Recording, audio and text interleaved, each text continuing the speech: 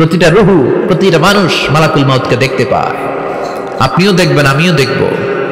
মুমিনদের কাছে এসে মালাকুল মাউত একজন যুবকের বেশে সাদা ধবধবে জুব্বা পরে সুগন্ধি মেখে মুমূর্ষু ব্যক্তির শিয়রে বসে বলে, ইয়া আইয়াতুহান নাফসুল মুতমাইন্না, হে প্রশান্ত আত্মা, উখরুজি ইলা মাগফিরাতুল্লাহি ওয়া রিদওয়ানি, আল্লাহর ক্ষমা আর দয়ার দিকে বের হয়ে আসো।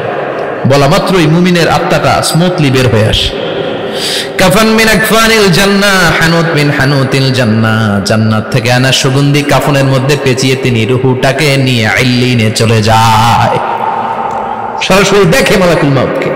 আর যারা ইসলাম বিরোধী, কোরআন বিরোধী, তাদের সামনে এসে মালাকুল মাউত ত্রাস সৃষ্টি করে। আগে ধমক। হাইওয়েতে মাঝে মাঝে ডাকাতি হয় না? বাসগুলোর মধ্যে যখন ডাকাতি হয়, বাসে থাকে 50 জন, ডাকাত ঢুকে 5 জন। এই 5 জনের ভয়ে সবগুলো পেশাব করে দেয়, কারণ ত্রাস সৃষ্টি করে। এসেই চাইনিজ কুড়াল দিয়ে আগে কুবায় দেয় 4-5 জনের। রক্ত দেখে কি দেওয়ার সব আগে রেডি করে রাখে। মালাকুল মাউত এসে কাফের, নাস্তিক, মুশরিকদের সামনে সেরকম একটা ত্রাস সৃষ্টি করে। ভয়ে লোকটা কাঁপতে থাকে। ওর কাছে ভদ্র ভাষায় কথা বলে না, সুন্দর জামা পরে আসে না, কালো কুচকুচে চেহারা, ভয়ঙ্কর একটা রূপ নিয়ে, আকৃতি নিয়ে ইসলাম বিরোধীদের মাথার সামনে আসে।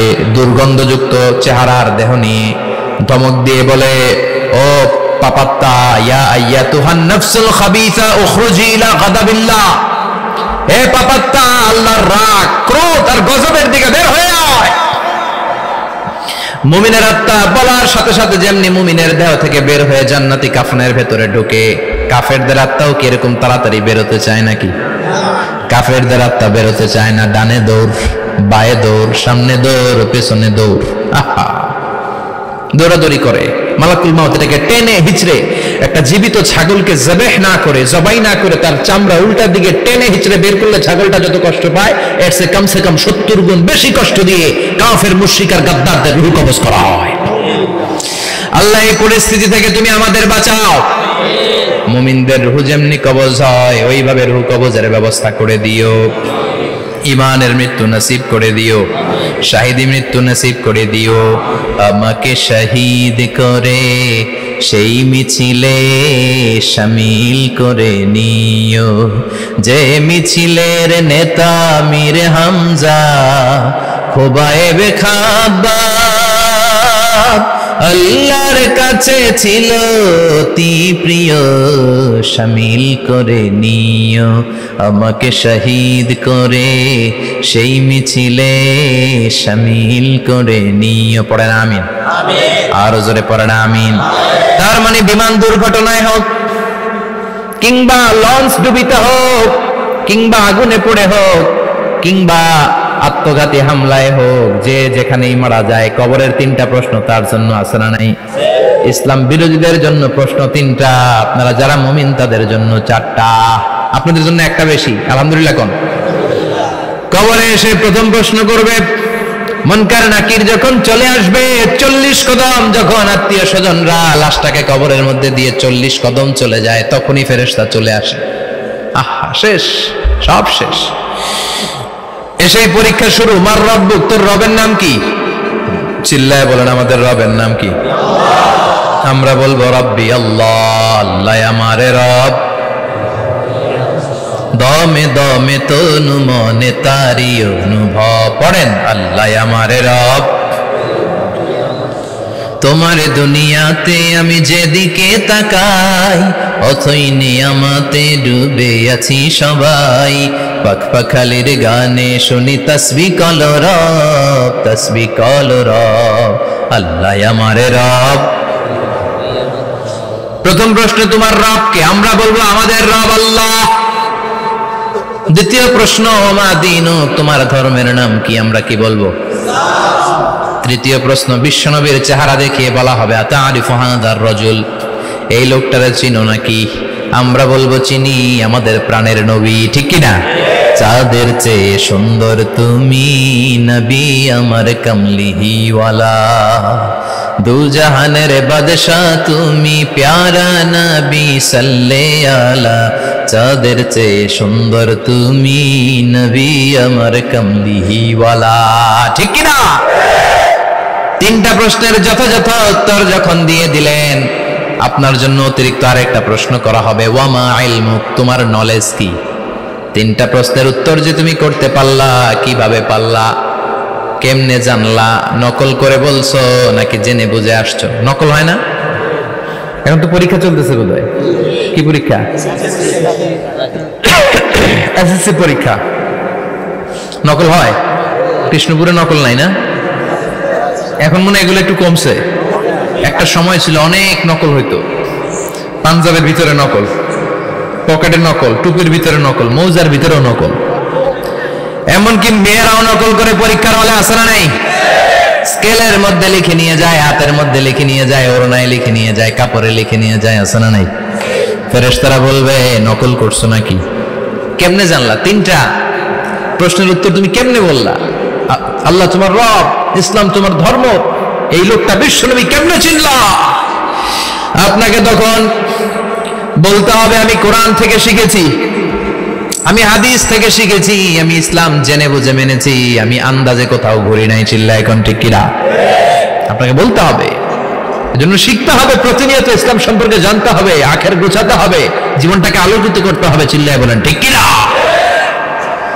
চারটা প্রশ্নই যখন হয়ে গেল, ফেরেশতারা বলবে আহলান ওয়া সাহলান ওয়া মারহাবান বিক, খোশামদেদ, কংগ্রাচুলেশন, খোশামদেদ, কংগ্রাচুলেশন, সব প্রশ্নের উত্তর তুমি পেরেছো। ফায়ুফসাহু লাহু কবরুহু ৭০ যিরান, আপনার কবরটারে ৭০ হাত লম্বা করে দেয়া হবে। ওয়া ইফতাহু লাহু বাবুন ইলাল জান্নাহ, আপনার কবর থেকে জান্নাতের দিকে দরজা খুলে দেয়া হবে। ওয়া ইউলবাসু মিন লিবাসি আহলিল জান্নাহ, জান্নাতের দুইটা রেশমি কাপড়ের পোশাক এনে আপনারে পরিয়ে দেয়া হবে। আর বলা হবে নাম কানাও মিলা আরুস, ঘুমাও, sleep, you should get some sleep now, তোমাকে লম্বা সময় পাড়ে দিতে হবে, ঘুমাও। কানাও মিলা আরুস, যেমনি বর বাসর রাতে আরামসে ঘুম দেয়, বাসর রাতে যেমনি বর কনেকে নিয়ে মধুর ঘুম দেয়, তুমিও ঘুমাও, কেউ তোমার ঘুম ভাঙবে না। মালাক ইসরাফিলের, কিয়ামতের জন্য ইসরাফিলের সিংহায় যে ফুৎকার আছে, ওই ফুৎকার ছাড়া কোনো কিছুই তোমার ঘুম ভাঙাতে পারবে না। আলহামদুলিল্লাহ পড়েন। আল্লাহ আমরাও যেন চারটা প্রশ্নের উত্তর দিয়ে লম্বা একটা ঘুম দিতে পারি, পড়ে না আমিন। ওয়াম্মাল কাফির ওয়া আহলুশ শিমাল, আর ইসলাম বিরোধী যারা, তাদের সামনে আসবে মালাকান আসওয়াদান আজরাকান, কৃষ্ণ বর্ণের দেহ, নীলাভ বর্ণের দুটো চোখ, গায়ের রং কালো, চোখের রং নীল। দেখতে কেমন লাগে? আলিফ লাইলার ভূতের মতো। কথা কন? গায়ের রং কালো, চোখের রং নীল। ফেরেশতা দুইটা আসবে, এসে ত্রাস সৃষ্টি করবে, এসে বলবে বল তোর রবের নাম কি? মার রব্বুক। ইসলাম বিরোধী মুশরিক, কাফের, নাস্তিক এরা বলবে আমি জানি না আমার রবকে, আমি জানি না, আমি তো আজীবন শুধু চেয়ার করেছি, মদ খেয়েছি, আমি ধর্ষণে সেঞ্চুরি করেছি দুনিয়ার বুকে, আমি টেন্ডারবাজি করেছি, চাঁদাবাজি করেছি, আমি মাস্তানি করেছি, আমার দাপটে এলাকার ইসলাম প্রিয়রা বাসায় ঘুমাতে পারে না। আমি ছিলাম টেন্ডারবাজ, আমি ছিলাম গডফাদার, সন্ত্রাসীদের লিডার, আমি ছিলাম ডন 1 2 3 সব, আমি ছিলাম ডনের ডন, আমি ছিলাম মাস্তান, রংবাজ, রব টপ কি আমি তো জানি না। লাদ্রি লাদ্রি, আমার জিজ্ঞেস করো না। আবার প্রশ্ন করা হবে ওয়ামা দীনুক, তোর ধর্মের নাম কি? বলবে লা আদরি, আমার কোনো ধর্ম নাই, আমার কোনো ধর্ম নাই, আমি শুধু মৌজ মাস্তিতে ছিলাম, আমি আনন্দ ফুর্তি করেছি, ইসলাম নিয়ে আমার মাথা ব্যথা ছিল না, আজীবন ইসলামরে আমি বাস দিয়েছি। চিল্লায় বলেন ঠিক কিনা? ইসলাম বিরোধীদের সাথে ছিল আমার চলাফেরা, আমার সব সাঙ্গপাঙ্গ ছিল গুন্ডা, বদমাশ, ইসলাম বিরোধী। রব কি, ইসলাম কি, এগুলো আমি জানি না। আমার এগুলো জিজ্ঞেস করো কেন? ধর্ম কি আমি জানি না, আমি কিচ্ছু মনে করতে পারছি না। 3 নাম্বার প্রশ্ন করা হবে আতারিফু হাযার রাজুল, দেখো তো এই লোকটারে চিনো কিনা? কয় না, চিনি না, তবে মনে হয় এই লোকটারে দুনিয়ার বুকে আমি গালি দিতাম, এই লোকটার বিরোধিতা করতাম, ব্লগের মধ্যে এই লোকটার ব্যাপারে কুৎসা রটনা করতাম, এই লোকটার কার্টুন বানিয়ে আমি হিংসা ছড়িয়ে দিতাম, এই লোকটার ব্যাপারে আমি এলাকার মধ্যে অপপ্রচার চালাতাম। ফেরেশতারা বলবে তাই, এই ছিল তোর ডিউটি, দাঁড়া এখনই আমাদের খেলা শুরু, এখনই শুরু। ফায়ুতরাকু বিমাতারিক মিন হাদিদ, লোহার একটা হাতুড়ি দিয়ে মাথা থেকে পা পর্যন্ত পিটানো হবে, পিটিয়ে ওর গোশতের হাড্ডিগুলোকে থেতলে ফেলা হবে। ওয়ায়ুকালু লিল আরদি ইলতাইমি, কবরের দুই পাশের মাটিরে বলা হবে এবার দুই দিক থেকে তোরা চাপ দে। চাপ দেয়া হবে, ধাক্কাধাক্কি করেও সে সুবিধা করতে পারবে না। মাটি আস্তে আস্তে আস্তে আস্তে দেহের দুই দিকে লেগে এমন জোরে দুইটা চাপ দিবে, ফাতাখতালিফা আদলাউহু, তার ডান পাশের পাজরের হাড্ডি বাম দিকে ঢুকে যাবে, বাম দিকের হাড্ডি ডানে চলে যাবে। বিশ্বনবী বললেন এই হাতুড়ি দিয়ে পিটানোর শাস্তি, কবরের চাপ দেওয়ার শাস্তি চলতেই থাকবে হাত্তাল কিয়ামা, কিয়ামত পর্যন্ত। আল্লাহ কবরের শাস্তি থেকে আমাদের বাঁচাও। আমরা এই আযাব পেতে চাই না, আমরা যেন ঠিকভাবে কবরের 4টা প্রশ্নের উত্তর করে দিয়ে লম্বা ঘুম দিতে পারি। আল্লাহ তুমি তৌফিক দাও। এজন্য আল্লাহ বললেন, গোলাম দুনিয়া নিয়ে পাগল হয়ে থেকো না। এই দুনিয়ার জীবন আসল জীবন নয়, আসল জীবন হলো কবরের জীবন। জোরে বলেন ঠিক কিনা? এই জন্য মাঝে মাঝে কবরে যাবেন, কবরস্থানে দাঁড়িয়ে চিন্তা করবেন এই জায়গায় আমারও আসতে হবে।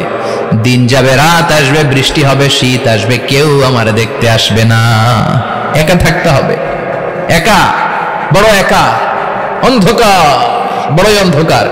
ওই কবরের জীবনের সামান গোছানোর দরকার আছে না নাই? ওই কবরে সুখে শান্তিতে থাকতে চাইলে নামাজ পড়ার দরকার আছে না নাই? কোরআন পড়ার দরকার আছে না নাই?